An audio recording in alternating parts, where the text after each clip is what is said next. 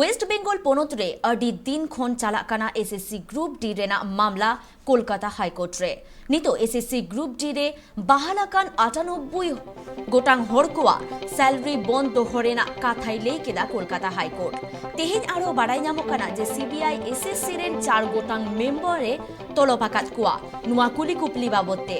बाडाई ᱧᱟᱢᱚᱜ जे जहां लेका एसएससी ग्रुप डी रेना पुलु खन गे घोटाला हुयुक कान तहेना नुआ रेना मामला कोलकाता हाईकोर्ट रे हुइलेन ताहे काना आ नुआ बाबते आडी आयमा काथा रापाचा हो हुइलेन ताहे काना आबो किछुदिन मारांग रेबो नेलले ताहे काना जे नुआ बाबते कोलकाता हाईकोर्ट रेन प्रधान विचारपति अभिजीत गांगुली हो उनी दो सीबीआई तुनकी रेना काथाई लेले ताहे काना और ओना खातिरते ओना मामला दो डिविजन बेंचे खड़ीचले ताहे काना मेनखान इन तायम गे आरहो बाडाई ᱧᱟᱢ लेन ताहे काना जे नुआ घटन बाबते कोलकाता हाईकोर्ट रेन प्रधान विचारपति दो दिसोम रेन प्रधान विचारपति हस्तक्षेपे दाबी लेन ताहे काना नित आरो बाडाई ᱧামᱚᱜ काना जहां लेका घोटाला बरती इदी काना ओना बाबते सीबीआई एसएससी रेन 4 गोटांग मेम्बारे तोलोबाकात कुआ कुली कुपली बाबते नुआ बाबते आरहो जस्ती सही बाडाई लगी इन साला नित फोन कर जोपड़ा मेना आकादेया राजीव दत्त রাজীবদা যেমনটা জানা যাচ্ছে আজকে সিবিআই এসএসসির 4 জন মেম্বারকে তলব করেছেন এই বিষয়ে এই মুহূর্তে কি আপডেট পাচ্ছ এখন বলি যে স্কুল সার্ভিস কমিশনের গ্রুপ ডি নিয়োগে যে 98 দিনের নিয়োগ যে বেআইনি হয়েছে এই বিষয়ে তদন্ত হচ্ছে এবং কলকাতা নির্দেশের পরিপ্রেক্ষিতে কিন্তু আজকে সিবিআই এর পক্ষ থেকে যে নিয়োগ সংক্রান্ত এসএসসি যে নিয়োগ সংক্রান্ত জনকে ডেকে পাঠানো হয়েছে তার মধ্যে রয়েছেন তৎকালীন শিক্ষামন্ত্রী যিনি প্রাইভেট সেক্রেটারি সুকান্তি আচার্য তেমনি সুকান্ত আচার্য ওএসডি কে ব্যানার্জি এছাড়া দুই সরকার এবং টি পাজা এদের 4 জনকে সিবিআই গতকালই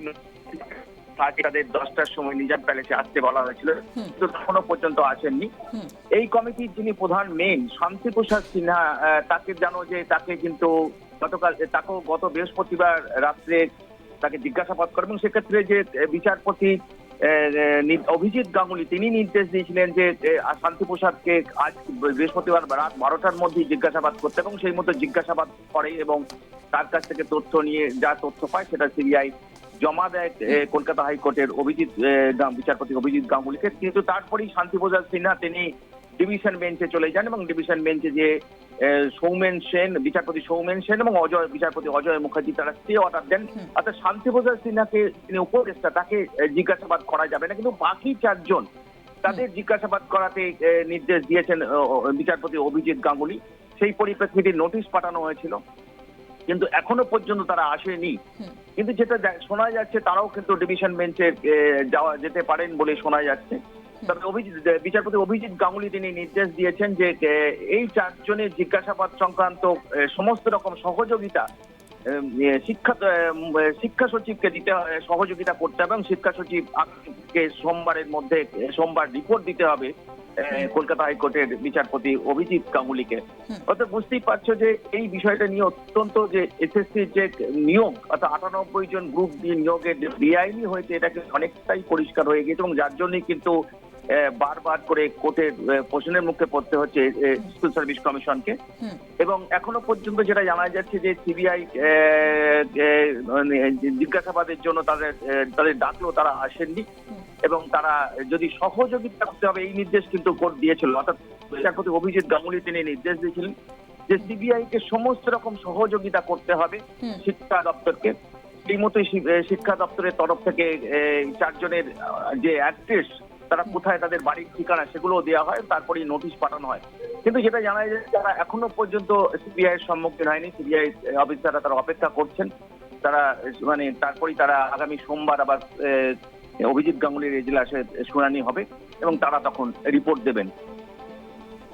রাজীবদা এই যে এসএসসি ঘোটালা বহুদিন ধরে এক্ষেত্রে এখন সিবিআই এর হস্তক্ষেপ এক্ষেত্রে কি মনে হয় যে ঘোটালা শুরু হয়েছিল তা কি সমাধান হবে দেখো প্রথমেই বলি অবশ্যই দেখো এটা বড় একটা দুর্নীতির গন্ধ রয়েছে এটা নিয়ে কোনো পরিষ্কার কারণ যখন বিচারপতি অভিজিৎ গাঙ্গুলি তিনি বারবার করে এই প্রশ্নই তুলেছেন তিনি যে রিপোর্ট চেয়েছিলেন সেই রিপোর্ট পাওয়ার পরে তিনি অবাক হয়ে যান যে সেখানে দেখা যাচ্ছে যে 98 জন যে চাকরি পেয়েছেন, বিভিন্ন স্কুলে চাকরি পেয়েছেন, তাদের কিন্তু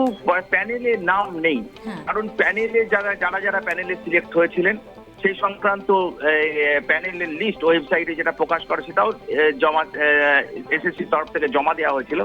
তো দেখা যাচ্ছে সেখানে তাদের নাম নেই। তা সত্ত্বেও কিভাবে তারা চাকরি পেলেন, অর্থাৎ তাদের কার সাহায্যে তারা চাকরি পেলেন, এই বিষয়টাও তাদের কাছেও জানতে চাওয়া হয়েছিল। এবং এটাই কিন্তু একটা পরিষ্কার যে এই 98 জন তারা পরীক্ষা দেননি, অথচ তারা চাকরি পেয়েছেন, তাদের লিস্টে নাম নেই, তা সত্ত্বেও চাকরি পেলেন। এটা কিন্তু পরিষ্কার হয়ে গেছে কোর্টের কাছে যে দুর্নীতি হয়েছে, এবং দুর্নীতির পিছনে অনেক খুঁজে খারাপ এর পিছনে রয়েছে, এবং সেই বিষয়টাই কিন্তু এখন কোর্টের কাছে কোর্ট চাইছে সেটা পরিষ্কার হতে, দুর্নীতির পিছনে কারা রয়েছে তার জন্যই কিন্তু তদন্ত। এবং জানো যে এই যে শিক্ষা নিয়োগ সংক্রান্ত যে কমিটি, সেই কমিটিতে কিন্তু প্রধান ছিলেন, উপদেষ্টা ছিলেন শান্তিপ্রসাদ সিনহা, এছাড়া ছিলেন আরো 4 জন। তৎকালীন শিক্ষামন্ত্রী যিনি ছিলেন তার পিএস প্রাইভেট সেক্রেটারি সুকান্ত আচার্য, ওএসডি পিকে ব্যানার্জি এবং একে সরকার টি 5। অর্থাৎ এদের ভূমিকাটা অত্যন্ত গুরুত্বপূর্ণ, যার জন্যই কিন্তু একে কোর্ট চাইছে যে সিবিআই তাদের জিজ্ঞাসাবাদ, যদিও শান্তিপ্রসাদ সিনহাকে জিজ্ঞাসাবাদ করতে পারবে না, কারণ তাদের স্থগিতাদেশ দিয়েছে সোমবার পর্যন্ত। কিন্তু এই 4 জনকে জিজ্ঞাসাবাদ করার জন্য নির্দেশ দিয়েছে বিচারপতি অভিজিৎ গাঙ্গুলি। এখন দেখতে হবে যে কিভাবে সিবিআই এগোয় এবং তারা আইনি পথে আশ্রয় নেয় কিনা, তারা ডিভিশন বেঞ্চ যায় কিনা। তবে এটা পরিষ্কার যে কোর্টও চাইছেন বিচারপতি অভিজিৎ গাঙ্গুলি, তার পরিষ্কার হয়ে গেছে যে এর পিছনে একটা বড় চক্র কাজ করছে এবং দুর্নীতি হয়েছে, এটা প্রমাণ হয়ে গিয়েছে। এবং যার জন্যই তিনি নির্দেশ দিয়েছেন যে প্রকৃত কারা এর সঙ্গে যুক্ত, কারাই ঘটনা ঘটালো, যাদের লিস্টে নাম নেই, যারা পরীক্ষা দিল না, তা সত্ত্বেও তারা চাকরি পেয়ে গেল। এটা কি বিচারপতির কাছে খুব অবাক লেগেছে, এবং তার জন্যই তিনি এই চক্রটা নির্দেশ দিয়েছেন। এবং সেক্ষেত্রে উপদেষ্টা কমিটি, তাদের সুপারিশে কিন্তু চাকরি হয়, অর্থাৎ উপদেষ্টা কমিটির কারা এই সুপারিশ করলো তাদের হয়ে, এই বিষয়টাই কিন্তু এখন জানতে চাইছেন কলকাতা হাইকোর্টের বিচারপতি অভিজিৎ গাঙ্গুলি। এবং তার জন্যই এই 4 জনকে জিজ্ঞাসাবাদ করার নির্দেশ দিয়েছেন বিচারপতি অভিজিৎ গাঙ্গুলি। ধন্যবাদ তোমায় রাজীব দা।